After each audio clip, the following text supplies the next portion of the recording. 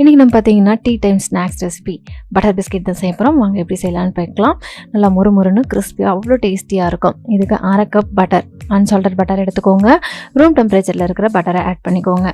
1/2 cup பிடிச்ச சக்கரை add பண்ணிக்கோங்க. 2 ஆட் பண்ணிட்டு நல்லா பீட் பண்ணி எடுத்துக்கோங்க. இந்த மாதிரி க்ரீமியாக இருக்கணும்.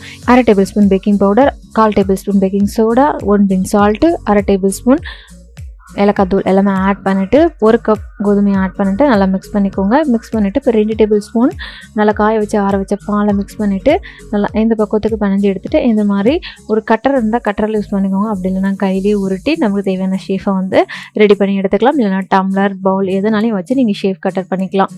எல்லா பிஸ்கெட் பீசஸும் ஒரே ஈவனாக இருக்கணும். அப்போ தான் ஈவனாக குக் ஆகும். 10 நிமிஷம் ஃப்ரீ ஹீட் பண்ண கடாயில் 15 நிமிஷம் வேக விட்டு எடுத்திங்கன்னா ஒரு சூப்பரான சுவையான butter biscuit tea time snacks ready. Try பண்ணி பாருங்கள். டேஸ்ட் எப்படி இருக்குன்னு கமெண்ட்ல ஷேர் பண்ணுங்கள்.